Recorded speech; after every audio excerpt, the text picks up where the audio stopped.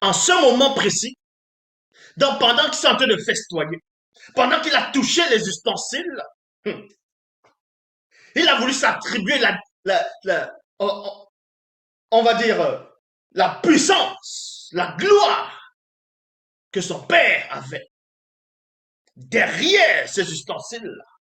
Soudainement, dans la pièce, pendant qu'ils sont en train de festoyer, pendant qu'il y a l'ambiance, il y a des gens qui parlent. En ce moment précis, virgule, des mystérieux doigts d'une main droite. Vous voyez, c'est précisé. Et non une main gauche, mais une main droite d'homme noir apparurent. Donc, on a vu les doigts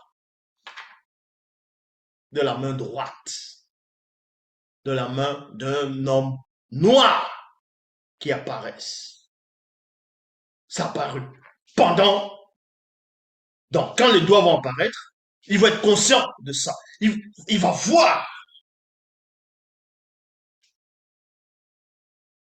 Il écrivait à proximité du porte-lampe sur le plâtre du mur du palais royal. Lorsque le roi Sokame vit cette main qui écrivait, il devint tout pâle et il fut terrifié par ses pensées. Il perdit sa belle assurance, puis, virgule, il fut pris de tremblement et ses genoux s'entrechoquèrent. Donc vous voyez la main. Vous le voyez exactement comme ils ont essayé de faire ça dans un film, je crois que c'est La Famille Adams. Oui, Adams Family, où on voyait à la main qui marche seul. Voilà. Mais là, c'était pas ça. C'était une main mystérieuse. Une main qui a frappé l'intellect, qui a intrigué, dont la main apparaît. Ils n'ont jamais vu ça. Il n'a jamais vu ça dans son existence. Il n'a jamais entendu parler d'un tel phénomène. Mais malgré qu'il soit à Djambela Moudi, là où il y a la haute sorcellerie, et non seulement la main apparaît, la main se met à écrire quelque chose, des lettres. Mais c'était en quelle langue cette main était en train d'écrire? Est-ce que cette main était consciente pour écrire? Mais toujours est-il que le roi ordonna à voix haute de faire venir tous les nécromanciens. Oui, il commence ici, dans la version authentique, par les nécromanciens. Parce que la nécromancie, c'est ceux qui sont possédés par les démons pitons. Donc ils peuvent communiquer avec les démons familiers par rapport à l'au-delà. Donc, il commence par les nécromanciens, les magiciens, sorciers, enchanteurs, astrologues, voyants et marabouts de Djambela Mundi. Et il dit, deux points, celui d'entre vous qui déchiffrera cette inscription et m'en donnera l'interprétation sera revêtu d'habits de propre. On passera un anneau, c'est-à-dire un collier d'or autour de son cou et il aura la troisième place dans le gouvernement du royaume. Il y a point ici. Maintenant, d'autres personnes disent, pourquoi le roi a dit la troisième place? Qui était la première place? Qui était la deuxième place? Donc, il y avait une première place, une deuxième et une troisième. Maintenant, les théories vont sortir. D'autres diront, non, la première place, c'était le vrai père de ce roi qui n'a rien à voir avec Nebuchadnezzar. D'autres vont sortir d'autres théories. Mais on va vous expliquer pourquoi troisième place, pourquoi pas première place, pourquoi pas deuxième place.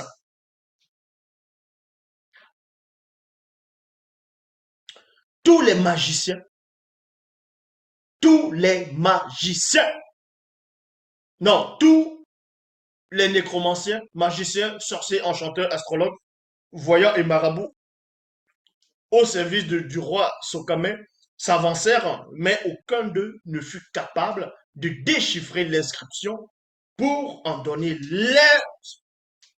l'interprétation au roi. Donc, imaginez, il y avait ces femmes, il avait beaucoup de femmes, parce il aimait la chair, hein, il aimait ça, oui. Il y avait les invités de marque, dont les hauts dignitaires, ils étaient en train de festoyer, boire. Il y a ce truc qui apparaît. Et d'autres personnes remplissent encore la pièce, les marabouts, les sorciers, les enchanteurs, les nécromanciens, les voyants, les astrologues, ainsi de suite. Dans la salle, les gens ont peur. Les gens sont dans l'état second.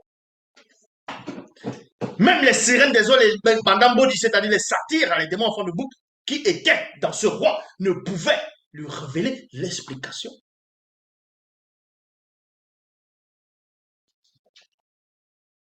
Donc, imaginez l'ambiance dans la salle. Ces sorciers, ces pratiquants des sciences occultes n'ont pas pu pénétrer le mystère qui est en train de se produire. Le roi Sokame en fut terrifié et il devint encore plus pâle. Ses hauts dignitaires eux-mêmes, ainsi que ses femmes, étaient angoissés. Ils étaient angoissés parce qu'ils avaient peur. Une main comme ça qui apparaît. Et quand on ressent la présence de cette main-là droite qui écrit quelque chose,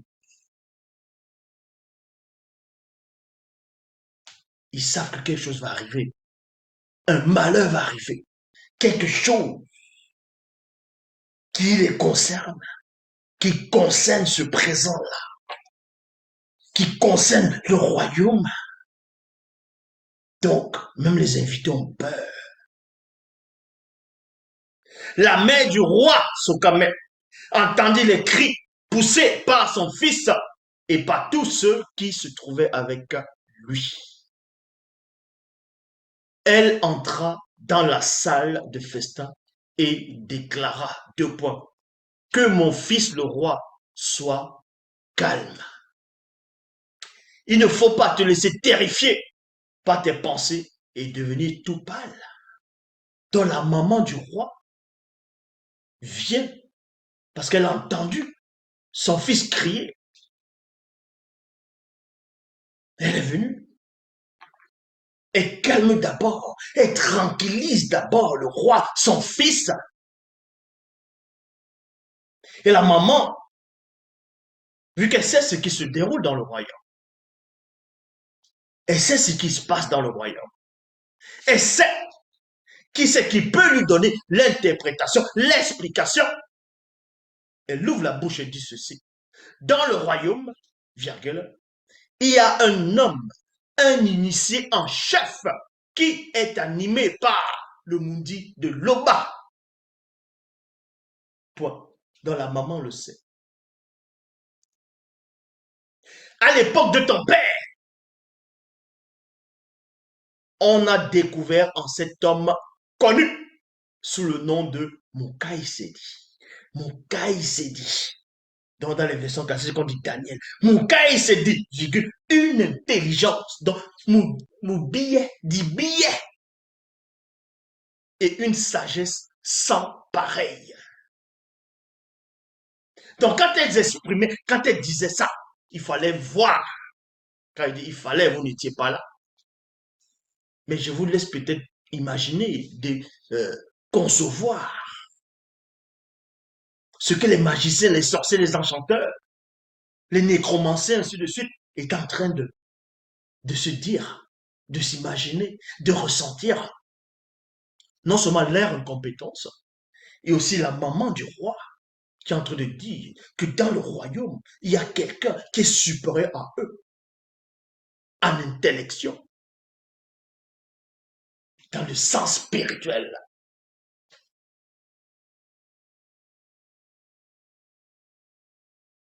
C'est aussi pour cette raison que ton père, le roi Ekoto, avait nommé chef suprême de tous les nécromanciens, magiciens, sorciers, enchanteurs, astrologues, voyants et marabout. Il possède un esprit exceptionnel et supérieur du discernement, de l'intelligence et la capacité d'interpréter les rêves, de déchiffrer les énigmes et de résoudre les problèmes. Alors, virgule, le roi Sokame répondit à sa mère et dit, ceci est vrai, virgule, dont la mémoire revient. Il dit, ceci est vrai. Mère, Moukai s'est dit, je le connais depuis ma jeunesse. Vous voyez ça dans le verset 28 et le 77 aussi. Donc, le roi connaissait Moukai Sedi parce qu'ils avaient à peu près le même âge. Quand Moukai Sedi et sa famille et ses trois compagnons, bon, certaines familles nobles, sont venus à Djombela Mundi. Le roi Ikoto avait un fils qui avait à peu près le même âge euh, que le roi Sokame. C'est pour ça qu'il dit ici, ceci est vrai, mais Moukai s'est dit, je le connais depuis ma jeunesse. Eh bien, qu'on fasse venir Moukai s'est dit, et il me donnera l'interprétation de cette inscription.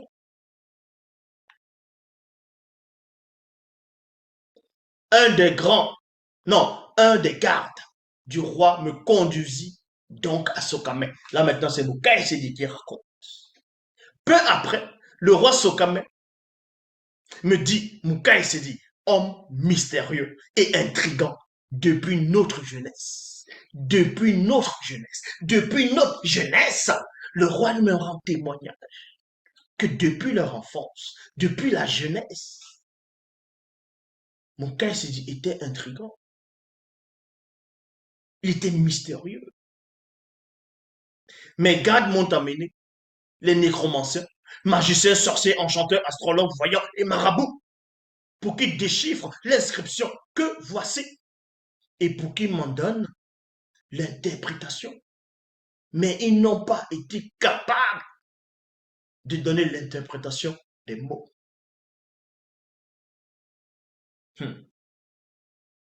Or, je sais que toi, Nabi Nawa, tu es capable d'expliquer des énigmes et de résoudre ainsi les problèmes les plus difficiles. Il y a point. Si tu parviens à déchiffrer cette inscription et m'en donner l'interprétation, tu auras encore, oui, tu auras encore, parce qu'il l'a déjà, tu auras encore plus de richesses. Et avec il avait déjà des richesses. Puisque au temps du père de Sokame, le roi Ikoto avait donné des richesses, des présents à Mouka Sedi. Et même la famille de Mouka Sedi, c'est une famille noble. Eux étaient déjà riches. Des cadeaux et des présents somptueux. Tu auras la troisième place dans le gouvernement du royaume. Il y a point. Le roi Sokame me proposa la troisième place dans le gouvernement du royaume, virgule, ceci, parce que sa mère, elle, avait la deuxième place. Vous voyez? Puisque le roi a la première place, sa maman avait la deuxième place dans tout le royaume de Djombela Mundi. Donc maintenant, celui qui va donner l'explication, il aura la troisième place dans le royaume.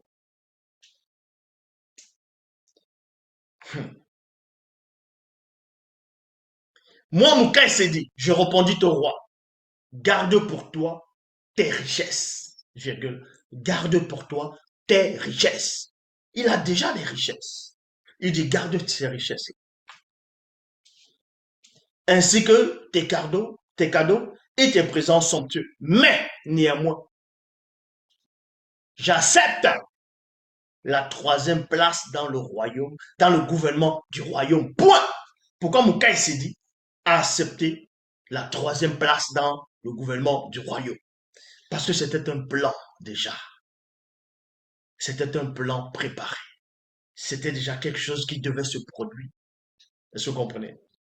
Vous allez, peu à peu, vous allez comprendre. Il va prendre la troisième place d'abord.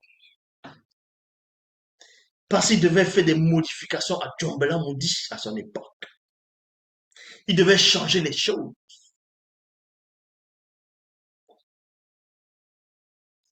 Maintenant, je déchiffrerai l'inscription et je t'en donnerai l'interprétation. Le livre secret de Daniel, donc Kalatamouka, c'est du chapitre 1, verset 615.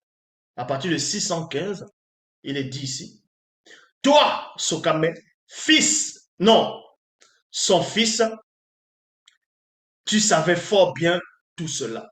Donc, ça dit qu'avant, il lui a raconté l'histoire un peu de son père, de ce que son père s'était glorifié à un moment donné, de comment il a fait pour avoir les ustensiles, là, tout ça, là, et comment il s'est glorifié, comment il a eu le châtiment, et son père s'est reparti à la fin. Le fils du roi a su cela. C'est ça qu'il dit ici. Toi, Sokame, son fils, tu savais fort bien tout cela. Et pourtant, tu n'as pas adopté une attitude plus humble. Il y a point. Tu as dédaigné plutôt la loi contre la polygamie. Donc, polygame, il a méprisé la loi qui allait contre la polygamie, y compris celle de l'idolâtrie et celle également contre les relations sexuelles avec les femmes blanches et sans mêlée. Point virgule. Vous n'allez pas voir ça dans les Bibles classiques. Ils ont fait exprès de retirer tout ça. Et tu as refusé de rendre gloire à l'Oba car toute vie sont sous le pouvoir de son verbe. Alors, Moutat a envoyé une main tracer cette inscription, virgule, et cette main était la mienne. L'Oba! En fait, la main qui a écrit, c'était la main de Mokai Sedi. C'est ce qui révèle ici à ce roi. C'est ça le mystère.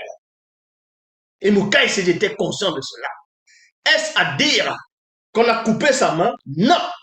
Ce sont des choses spirituelles. C'est d'autres fréquences. C'est d'autres vibrations.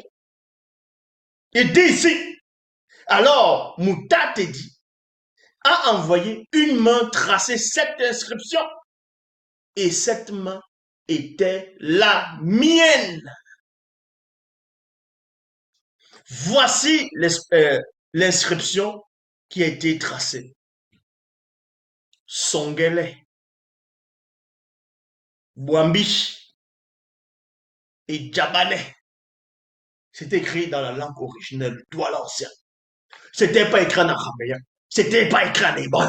C'était pas écrit en peu importe les langues. Ou en akkadien, ou peu importe. C'était écrit en Douala. Parce que c'était des Douala qui étaient là. Voici l'inscription qui a été tracée. Songele, Bwambi et Djabane. Et voici l'interprétation des mots. Songele signifie compter. Songele signifie compter. Donc, Moudima Bekor qui se dit a fait manifester les comptes au sujet de ton règne. Et il a mis fin dans le visible. Et il a mis fin dans le visible. Cela vous comprenez pourquoi Moukaï était dans le secret et du pourquoi il a accepté de prendre la troisième place. Parce qu'il savait que le règne de ce roi était déjà fini. Ça a déjà été décidé. Ça a été établi, statué. Parce que s'il ne prenait pas la troisième place et que le roi venait à mourir, vous imaginez ce que les sorciers, les magiciens, d'autres chefs politiques allaient faire. Donc il fallait que Moukaï Sedi soit d'abord à la troisième place et que le peuple puisse le voir. Parce que ça se passe comment? Donc il était dans le secret. Je vous dis ici, Wambi signifie pesant. Donc on pèse. Tu as été pesé sur la balance divine et il a jugé que tu ne fais pas le poids. Jabanais signifie diviser. Dans le même temps, partager. Donc diviser. Ton royaume a été divisé pour être donné à meilleur que toi. Aussitôt, Sokame, dans un état de stupéfaction, ordonna à ses hommes de main de me revêtir d'habits de propre et de me passer un collier d'or autour du cou. Il fit un décret me concernant, à savoir que j'occuperai la 3e place dans le gouvernement du royaume. 3 jours après, le roi Sokame prit encore un autre décret dans son royaume et il établit sur le royaume 120 initiés. 120 initiés comme gouverneurs à la tête de chacune des provinces du royaume. Il plaça 3 chefs, donc ministres, au-dessus d'eux. Les 3 chefs qui furent nommés n'étaient d'autres que Moula Kisedi, Dimene et Sungane, dont ces 3 compagnons. Dans les Bibles classiques, on les appelle Achab, Mesha et Abednego. Donc, ils étaient ministres du Tchombela Mundi. Ils ont grandi ensemble. À un moment donné, quand ils disent grandi ensemble, oui, ils étaient jeunes. Ils se sont rencontrés, ils ont grandi, ils ont grandi. Au cours de la nuit suivante, à minuit, donc vous voyez que tout ça sont des rituels. C'était une initiation de passation de pouvoir. Au cours de la nuit suivante, à minuit, Mundima Bekor qui se dit frappa spirituellement le roi Sokame et celui-ci mourut physiquement. Celui-ci mourut physiquement. Heureusement, il n'est pas mort spirituellement, il est mort physiquement. Ça veut dire qu'il a été sauvé. Mais il a été châtié dans le visible. Donc c'est un peu ça l'histoire de cette mystérieuse main. Quand on voit la main dont on parle dans le livre de Daniel, dans les Bibles classiques, dans ce qu'on appelait l'Ancien Testament, c'était la main de Daniel. Dans le livre secret de Daniel. Kalatamokai s'est dit. Maintenant, il y a d'autres événements qui sont produits dans la suite. Et pour la suite, si le roi le permet, ça va être le prochain live. On va entrer plus en profondeur dans la suite. Donc, pour le moment, digérer cette révélation hautement spirituelle. Partagez ce live, partagez en direct, partagez au maximum. Il n'y a qu'un seul enseignant. C'est donc le pourquoi, des années après, quand le roi Ekoto a été transporté par-delà les cieux visibles, donc il a rompu le lien avec le visible physiquement, son fils, maintenant, va venir toucher ces ustensiles sacrés.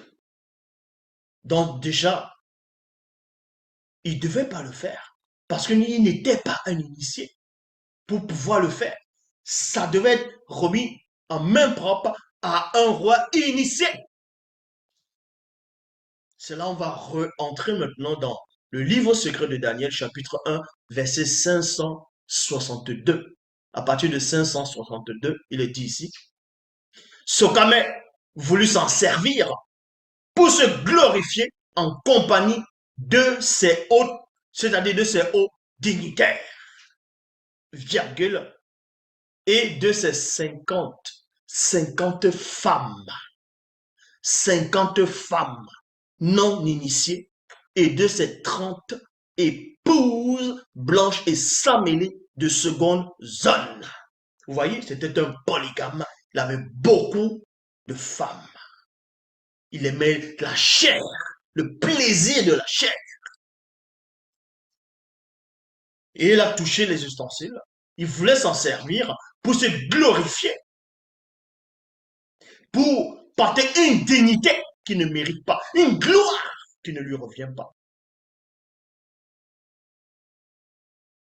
Mais ce qu'il a oublié, ou bien ce qu'il n'a pas pu pénétrer, c'est que derrière les ustensiles, il y a une entité qui protège les ustensiles dans le sens sacré. Parce que autant ceux qui connaissent, ceux qui ont peut-être pénétré l'histoire de l'Afrique ancestrale, vous allez savoir que il y avait des objets sacrés, il y avait des pièces ainsi de suite. Donc derrière, il y avait une entité. Ça ne veut pas dire que l'entité possédait l'objet ou la pièce. Non.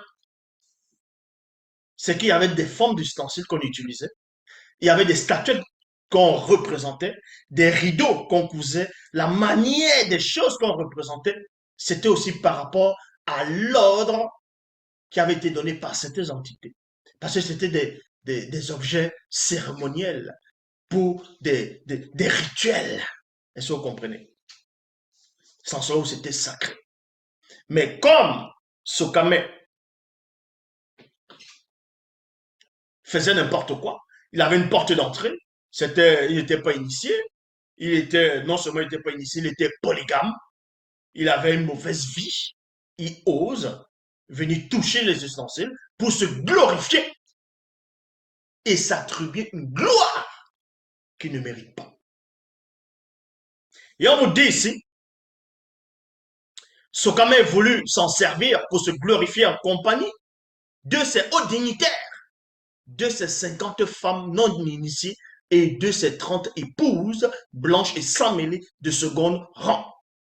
Étant polygame, virgule, il était possédé par les démons, c'est-à-dire les satyres, les démons en forme de bouc, et Minguma Madiba, c'est-à-dire les sirènes des eaux. Donc il était possédé, ce roi. Mais il n'était pas possédé dans la manière d'un démoniaque. Donc il n'était pas fou. Comme on voit un démoniaque, on va attacher avec des chaînes, il est sale. Non. Il était possédé mentalement, intellectuellement, moralement, spirituellement. C'est pour ça qu'il pouvait quand même raisonner.